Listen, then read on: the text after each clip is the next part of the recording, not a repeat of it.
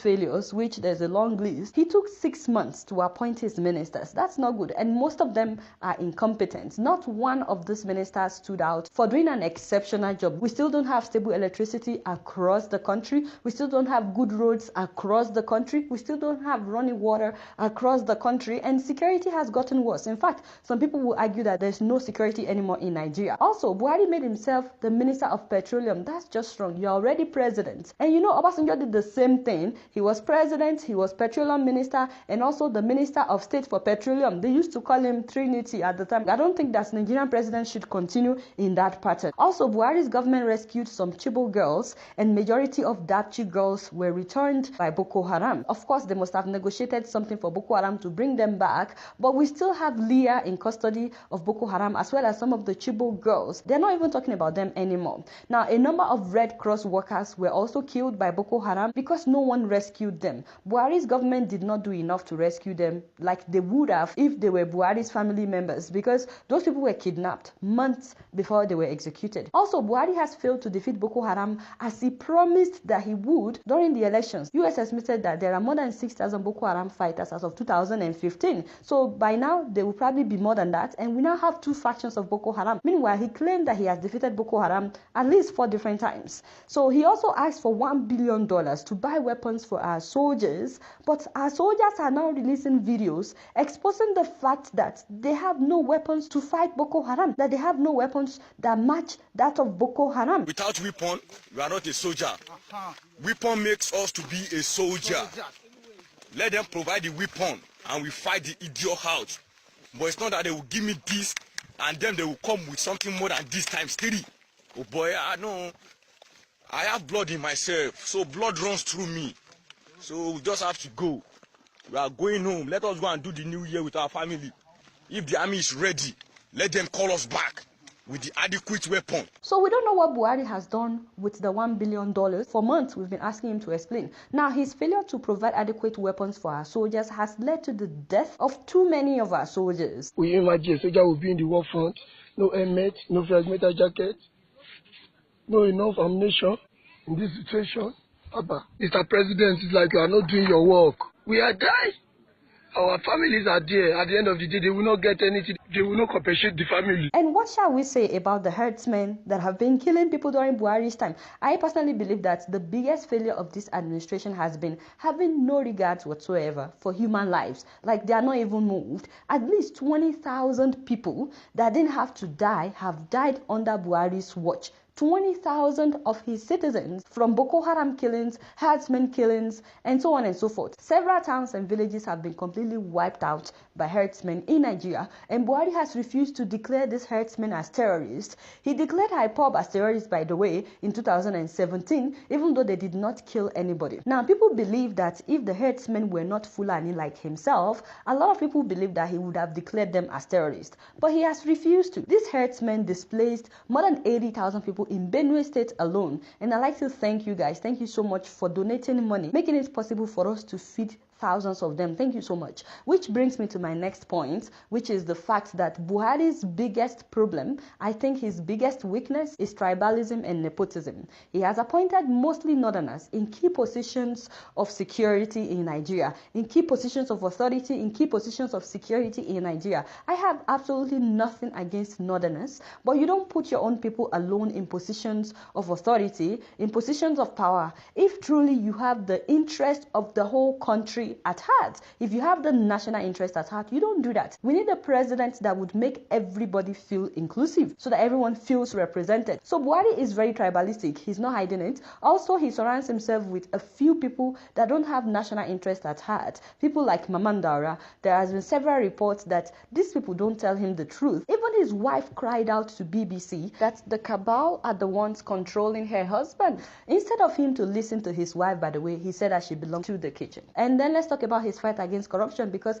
his fight against corruption has been one-sided. His government is quick to arrest or prosecute people from opposition party, but no one has been successfully prosecuted in his party. Just name a few cases. Buhari has overlooked the governor of Kano despite 2 different videos of him collecting at least $5 million bribe, allegedly. He also overlooked Senator Abdullahi Adamu for allegedly stealing 15 billion naira, former Governor Aliyu Wamako for allegedly laundering 15 billion naira, also former Governor Godswill Akpabio for allegedly diverting over 100 billion naira from his state coffers. He overlooked Orji Uzor for allegedly stealing 3.2 billion naira from the state coffers of Abia State. He overlooked Babacha Lawal, who claimed that he spent 223 million naira to cut grass at IDP camps. All he did was fire him. And then it took Buhari months to fire the finance minister Kemi Adeosun, despite her fake NYSC certificate scandal. Also, Buhari's government sent more than 30,000 security operatives, policemen and soldiers to Ekiti State during their election, as well as Osun State during their election.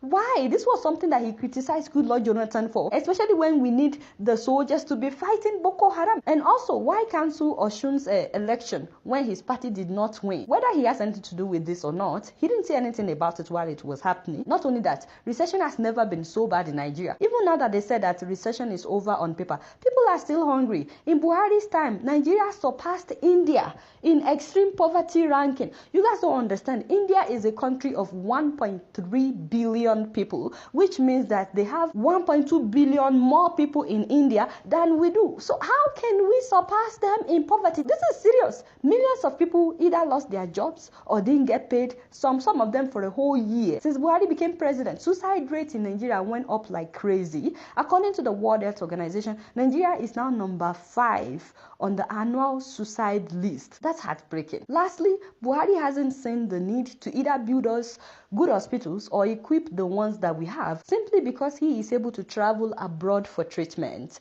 It's been 4 years since he's been president. I've featured several world standard hospitals in the US, in Ghana, which is our next door neighbor, as well as in Niger. And all these were built with less money than that which many of our politicians have stolen. Even his daughter revealed that the State House Clinic in Abuja lacks common paracetamol, as well as gloves, syringes, not to talk about an oxygen tank. Now, this was a man who promised, when he was campaigning the first time, he promised to end medical tourism. Yet, he spent more than 100 days in London receiving medical treatment, and he has no initiative to provide good medical treatment facilities for his own people. Now, the day that a Nigerian president can fix all the general hospitals that we have and equip them to the point where he or she can go there for medical treatment, that is when you know that they truly want common people to have access to good medical treatment. But you know what irritates me in all of this is the fact that Buhari's government and their supporters are very quick to blame the 16 years of PDP. Meanwhile, it's been 4 years already that they've been in power.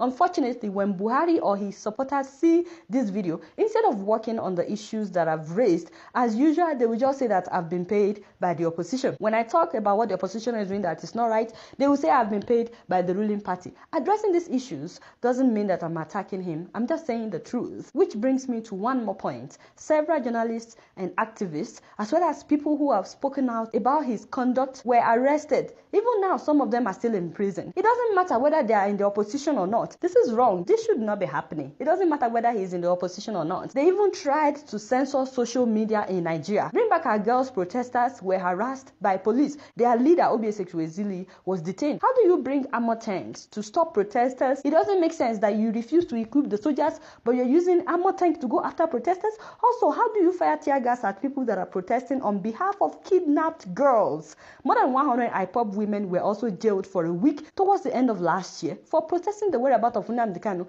Yes, Nnamdi Kanu went away on his own and resurfaced when he wanted to, but there was no need to arrest these women. Also, more than 40 Shiite protesters were killed in broad daylight during Buhari's administration. Every single thing that I mentioned, by the way, I have criticized them for in one or more episodes over the last 4 years. Of course, this administration has disappointed a lot of people, but if for any reason Buhari wins again, I hope that he will watch this video and address all these issues that I've brought up, starting with security and providing us